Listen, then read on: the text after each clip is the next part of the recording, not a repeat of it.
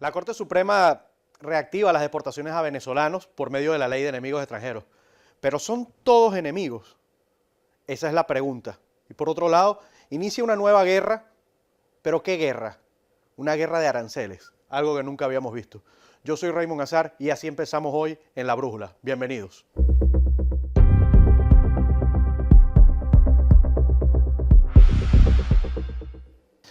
Y es así como iniciamos y conmigo me acompaña aquí en el estudio Esteban Hernández.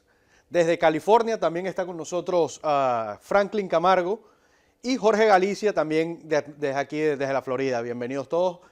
Hoy hay un panel completamente conservador, pero con diferencias probablemente en los temas que vayamos a tratar. ¿Cómo están? Muy bien, muy bien. Desde California, pero más conservador que ustedes. Bueno, eso es lo que dice. Al paso que vamos, y si ya mandaron a Franklin a California, probablemente ese estado pronto sea más conservador de lo que se está convirtiendo. Miren, un juez de la Corte Suprema, la Corte Suprema como tal, dio luz verde nuevamente a que se sigan dando las deportaciones de los venezolanos a través de la ley de enemigos extranjeros. La pregunta que tengo acá es muy sencilla. ¿Todos son enemigos, Esteban, o no? ¿Por qué?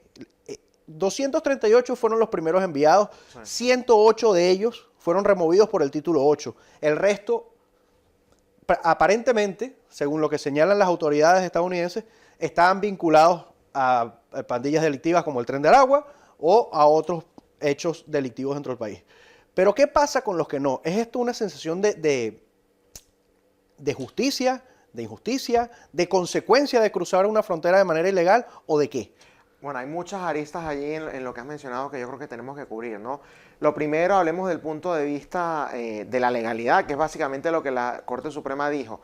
Nos puede o no gustar la ley, evidentemente es una ley bastante polémica porque de una u otra manera permite que se le pase por encima al Estado de Derecho, aunque hay una letra pequeña ahí que muy poco se está diciendo que no es tan así, pero independientemente es una ley que genera mucha polémica. Sin embargo, no es ilegal, es una ley que existe.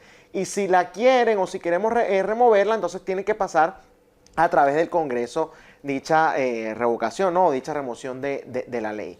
En segundo lugar, tú hablas, bueno, ¿son todos enemigos o no son enemigos? Evidentemente no todos son enemigos o no todos somos enemigos. Acá los que estamos en el panel, incluso tú como conductor, somos venezolanos. Es precisamente por eso que quería tener a un grupo de venezolanos conservadores que hablaran sobre este tema, porque mucha gente aquí en los Estados Unidos no está clara. Exactamente, y nosotros no formamos parte ni tenemos vínculos con el Tren de Aragua ni con ninguna estructura delincuencial, pero también hay que tomar algo en cuenta. El término vinculación es demasiado amplio. Porque tú puedes tener vinculación, por ejemplo, con los coyotes que te pasan ilegalmente a la frontera sencillamente porque les pagaste.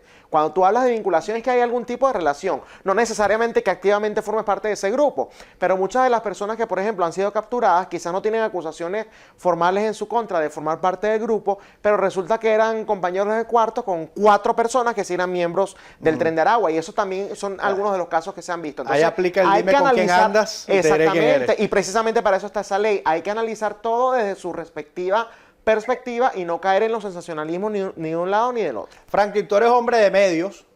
Sí. ¿Tú piensas que la prensa liberal está sembrando el terror con el tema de los venezolanos? Porque hoy en día vemos otros canales de televisión que están haciendo énfasis, sobre todo con venezolanos que han sido llevados a El Salvador o que han sido deportados según las declaraciones de manera injusta o de que no era lo correcto o de que esas personas están corriendo peligro o de que simplemente no pertenecían a grupos, pero hay varios de los que han señalado de que no pertenecían a grupos y cuando tú ves publicaciones de esa misma persona en las redes sociales, deja muy claro a dónde pertenecen. Claro. Entonces, ¿qué papel juegan ahora los medios en este momento? El rol y el trabajo de los medios de comunicación ha de ser el de informar, ha de ser incluso el de retar al gobierno, sea el gobierno que sea. Y nosotros como ciudadanos incluso siempre debemos dudar del gobierno. Y yo creo que esa es la naturaleza también del ser conservador, el querer tener un gobierno limitado, el retar a los políticos constantemente. Eso es una cosa. Lo que hemos visto en algunos medios de comunicación es simplemente lamentable. Y te voy a mencionar 2 ejemplos. Por ejemplo, el New York Times.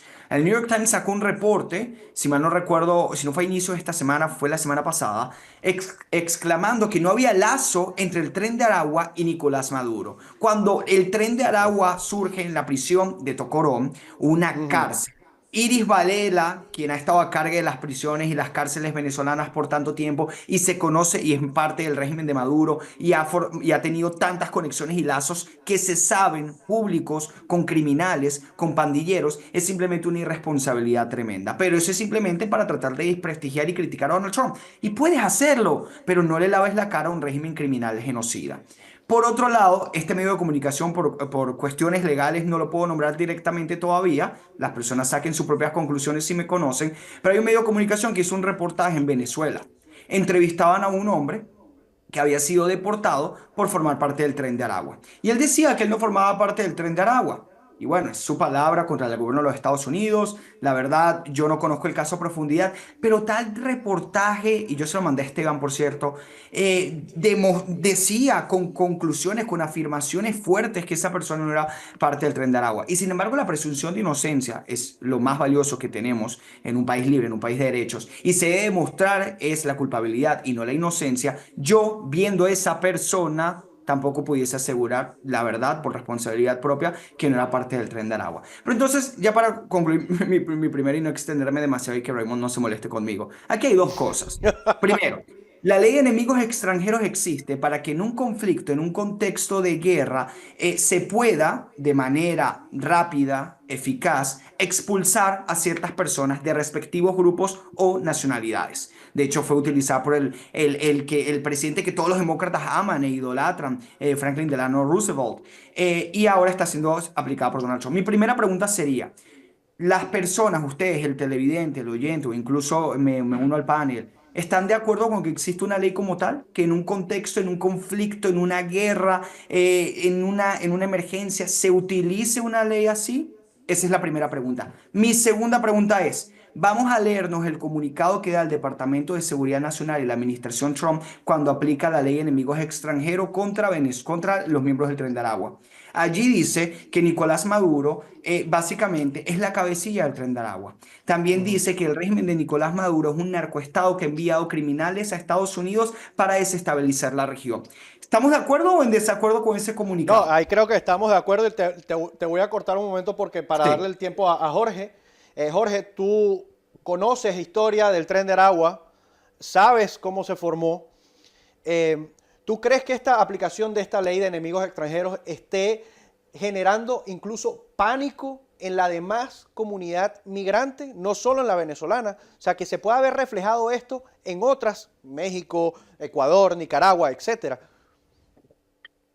Mira, Raymond, yo creo que nosotros tenemos que ser coherentes y nosotros como venezolanos, especialmente los que hemos venido haciendo activismo aquí, que conocemos el peligro del régimen de Maduro, hemos venido advirtiendo por 4 años de los intentos, lamentándolo mucho, intentos fructíferos del régimen de Maduro de infiltrar el territorio estadounidense. Y yo creo que eso es una realidad que se manifiesta con la presencia del Tren de Aragua aquí en Venezuela y hay que buscar la manera, pues, de obviamente lidiar con eso.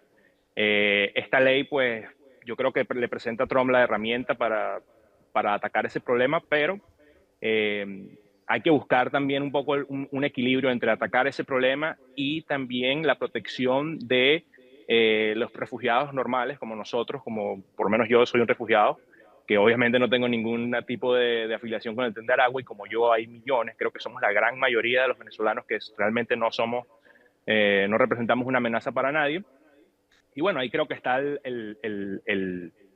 quid, ¿no?, del asunto, cómo buscar ese balance entre proteger la seguridad nacional de los Estados Unidos, que es lo primordial para el gobierno de Donald Trump, pero sin pisotear, pues, los derechos humanos del resto de una comunidad que también ha sido, pues, históricamente pisoteada por más de 2 décadas, ¿no? Y en ese sentido creo que la Corte encontró Ujú.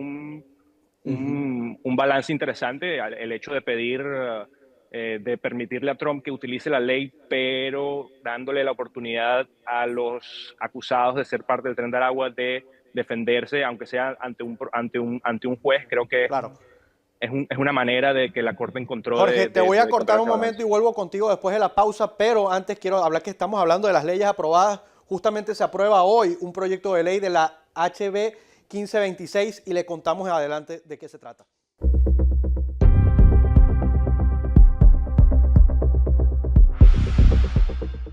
Te invitamos a descargar la aplicación de Voz para que puedas disfrutar de nuestro contenido completamente gratis al alcance de tu dispositivo móvil, disponible ya en el Play Store y en el App Store.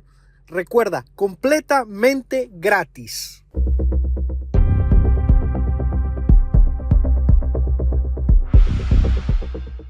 Y estamos de vuelta y justamente como quedamos, resulta que el Congreso ha aprobado el proyecto de ley 1526 que limitaría a los jueces a actuar sobre órdenes presidenciales. Voy a continuar con Jorge. ¿Qué opinas sobre esto? ¿Piensas que esto es un arma de doble filo? Y la misma pregunta se la voy a hacer a los demás panelistas. Tienen un minuto cada uno. Es un tema interesante esto del activismo judicial, porque yo sí creo que hemos visto cómo el Poder Judicial se ha entrometido groseramente en las labores del Poder Ejecutivo. Lo vimos como, por ejemplo, en esta decisión de las Cortes de impedir que Trump, como comandante en jefe del ejército, pues retirara a personas que él considera que no son aptas para servir en el ejército por razones que sean, que es específicamente el caso de las personas trans, y yo creo que es un tema que el Congreso bien tiene que tener en consideración y ver cómo limitar este activismo judicial, ¿no? Sin embargo, también hay que tener cuidado porque, bueno, el día que el Partido Republicano pues pierda el Poder Ejecutivo, pues las Cortes también, las Cortes pueden servir para frenar muchos desequilibrios pues, que plantee una futura administración demócrata, ¿no? Entonces, bueno, hay que buscar la manera de atacar eso.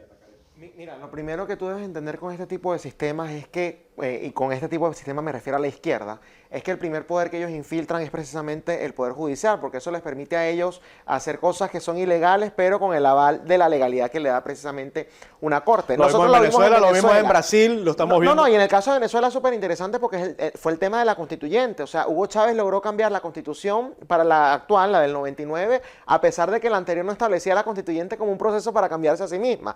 Pero lo logró hacer porque la Corte Suprema de ese momento ya estaba infiltrada y le dijeron sí lo puedes hacer. Entonces es interesante que haya personas que crean que los jueces son unos individuos con una superioridad al ser humano, que están en otra, ¿cómo decirlo? Como en otra onda, ¿no? Y que nunca se equivocan y que son individuos que no tienen intereses propios. Totalmente falso. Brasil es otro gran ejemplo. Entonces hay que buscar precisamente ese equilibrio. Y tú lo ves en el tema de algunas decisiones que tomaron. Jorge estaba mencionando una, yo te puedo mencionar otra.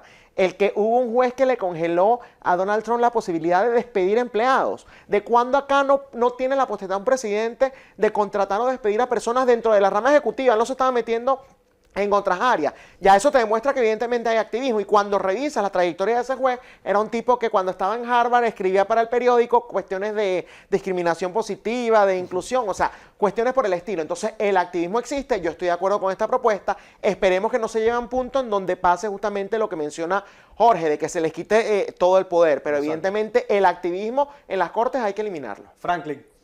Sumándome al ejemplo que planteaba Esteban, porque ya me puedo imaginar al progre de turno comentando, pero es un juez y aplicando la falacia de Sí, que son autoridad. superiores. Un juez sabe más que tú. Bueno, la Corte Ajá. Suprema de Justicia ya decidió en ese caso y dijo, obviamente Donald Trump puede despedir a los empleados públicos, Exacto. porque el poder ejecutivo, de acuerdo al artículo 2 de la Constitución, recae sobre el presidente, y despedir empleados públicos del sector federal y reducir el tamaño del Estado es un rol y un trabajo en gran parte también del presidente, y en este punto específico él tenía la legitimidad de hacerlo. ¿Qué sucede con este activismo judicial? Que hay muchos jueces alrededor del país que simplemente van a elecciones y su campaña es bloquear todo lo que hagan los republicanos. Ni siquiera es un tema de voy a estar del lado de la Constitución, esta es mi interpretación y mi visión judicial sobre esta ley, sobre este conflicto, sobre este asunto. No, lo que hacen es simplemente ir en contra de un político. Y cuando eso sucede de una forma tan pero tan expuesta, tan obvia, ahí ya estamos cayendo en un activismo y en jueces que lo que quieren hacer es legislar. Yo estoy a favor, pero no olvidemos que esto no quiere decir que hay que limitar el poder completamente de los jueces, el poder legislativo, el poder judicial y el poder ejecutivo. aquí cada uno cumple una función específica. Ha de haber un balance de poderes, debe haber un Estado de Derecho y para eso es fundamental que cada uno sea fuerte, sólido, pero en su función y que no haya un ejercicio de una de las partes que sea y que violente otras. Así que es sumamente Básica, importante. Y por cierto, para los que digan que estamos atacando a los jueces, la extrema izquierda ha intentado asesinar a Cábano. La extrema izquierda quiere aumentar el número de jueces en la Corte Suprema de Justicia, Te voy quiere a poner regularlo, otra quiere cosa, te implementar. voy a poner otra cosa. Cuando la Corte Suprema dictaminó que aquello de los perdones a los préstamos estudiantiles era inconstitucional, ¿qué le dijeron los demócratas? Ay, no le hagas caso a la Corte Suprema. sí, A bueno, la eso Corte Suprema. son cosas que vimos durante la última administración que quedarán para la historia y quedarán justamente para esto. Pero aquí sí hay un punto delicado, que es como lo dijo Jorge, que puede llegar el punto de que esta ley se voltee en contra de los conservadores y llegan a perder el poder tanto en las cámaras como en la presidencia. Ahora, el tema de la semana es la guerra de aranceles. ¿Acierta Donald Trump o no acierta con las funciones que está haciendo? ¿Y qué les dice a ustedes esta pausa de 90 días?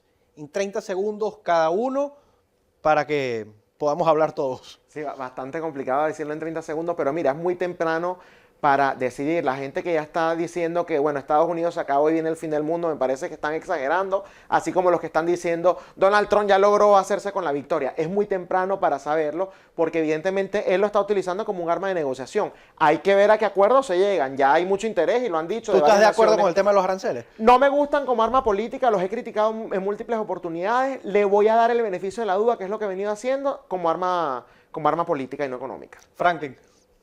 Estoy completamente en contra de los aranceles o incluso creo una violación a la libertad individual de tu poder comercializar con el país y con la empresa que lo desees. Si Donald Trump logra probarme equivocado, y yo vendré a este programa con mucho gusto y diré me equivoqué. Si Donald Trump logra un acuerdo de libre comercio con la Unión Europea, con países asiáticos, con la inmensa cantidad de países que él impuso aranceles, perfecto. Pero hasta ahora ni siquiera es que vimos aranceles recíprocos y esto lamentablemente hay que decirlos. Porque cuando le impones un arancel a Australia, con el cual tienes un surplus, es decir, nosotros más bien estamos ganando en ese déficit, pues simplemente no fueron aranceles recíprocos, fue mucho más. Ojalá yo esté equivocado, ojalá Donald Trump sea un genio, sea art of the deal una vez más y me muestre equivocado. Pero quienes Jor- defendemos la libre empresa, el capitalismo y el libre comercio debemos estar en contra de los aranceles.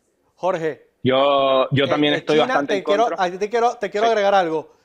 ¿Quién tiene más que perder, China o Estados Unidos? En un minuto. Mira, los dos. Aquí esto es una guerra que nadie la va a ganar. China porque va a dejar de vender menos, los consumidores estadounidenses porque van a ver sus opciones de compra reducidos, los precios aumentando. Yo creo que esto es una guerra que realmente nadie la va a ganar, todos la vamos a perder y hay que buscar la manera pues de llegar, ojalá ese sea el objetivo último de la administración, de buscar mejores acuerdos comerciales que amplifiquen la libertad comercial del mundo. Mi problema es que eso ni siquiera no se sabe si ese realmente es el objetivo, porque como bien dijo Franklin, ya hemos visto casos de países donde ni siquiera tenemos déficit comercial, donde hay libertad arancelaria, y aún así pues fueron abatidos con esta oleada proteccionista del partido de Donald Trump. Así que, bueno, ojalá que las cosas se arreglen más pronto que tarde. Gracias, Jorge. Nos vamos a un corte comercial y volvemos enseguida.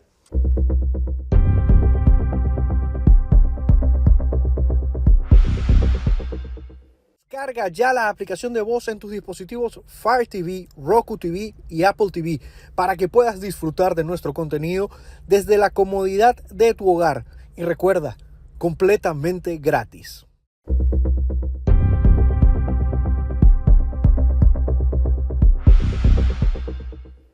Esta semana las mujeres llevaron un golpe, pero ahora parece que devolvieron el golpe a la cultura woke. ¿Y qué quiero decir yo con esto? La semana pasada vimos como la esgrimista Stephanie Turner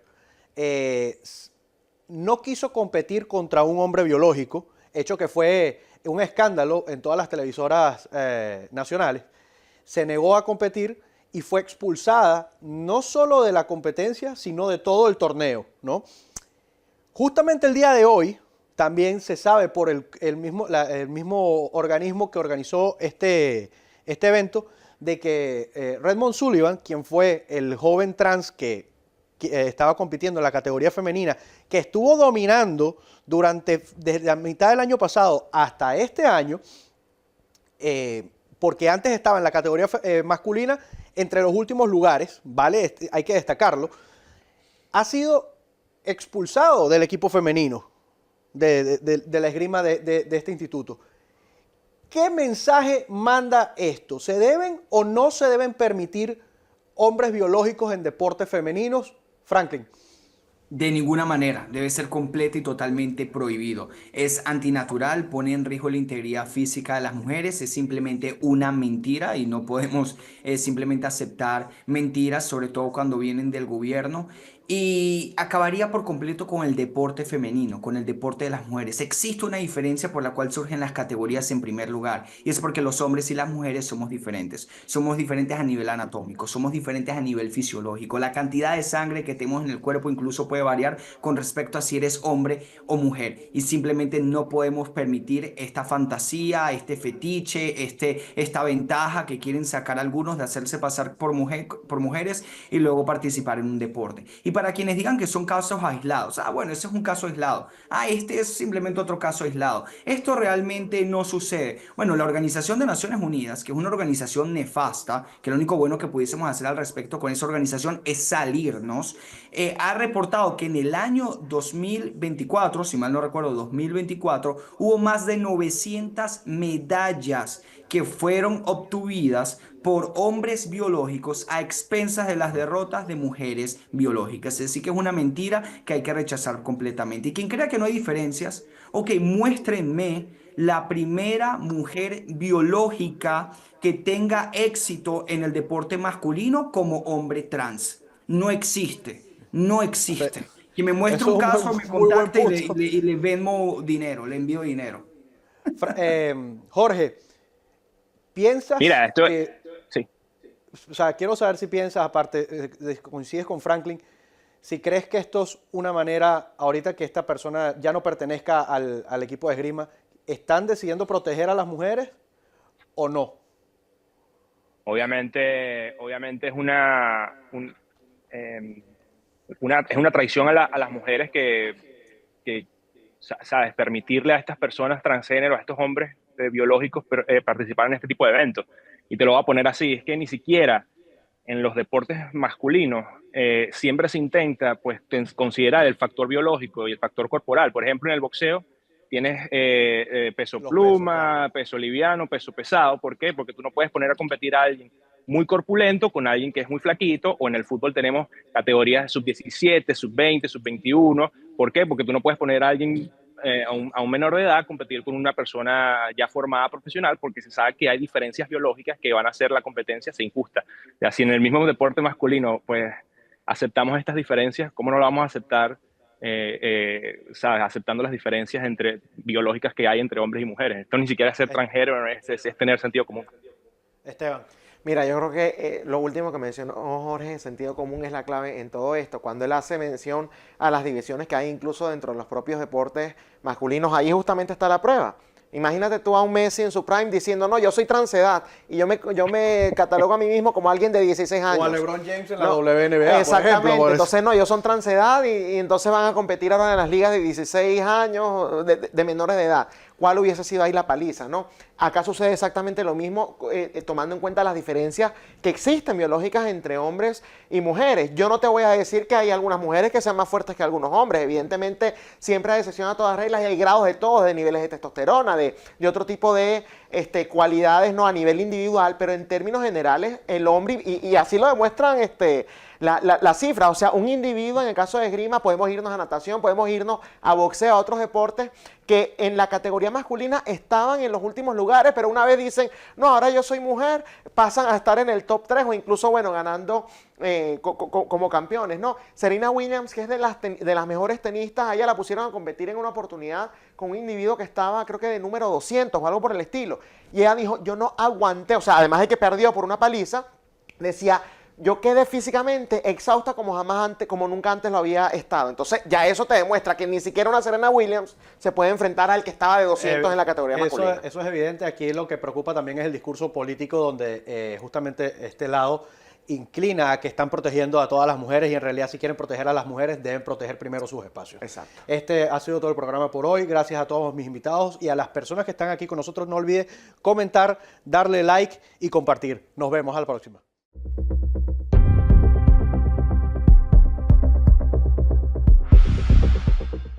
Te invitamos a descargar la aplicación de Voz para que puedas disfrutar de nuestro contenido completamente gratis al alcance de tu dispositivo móvil, disponible ya en el Play Store y en el App Store. Recuerda, completamente gratis. Es hora de mostrar la otra cara de la moneda. Bajo esta administración se han perdido más de 85,000 niños. Sin filtros, sin agendas y con los valores que nos caracterizan a los hispanos. The Biden administration wants an open border. Voz News con la reconocida presentadora Karina Yapor, acompañada de un equipo de destacados periodistas y analistas políticos, económicos y sociales. Voz News de lunes a viernes a las 6:05 Centro por The Star.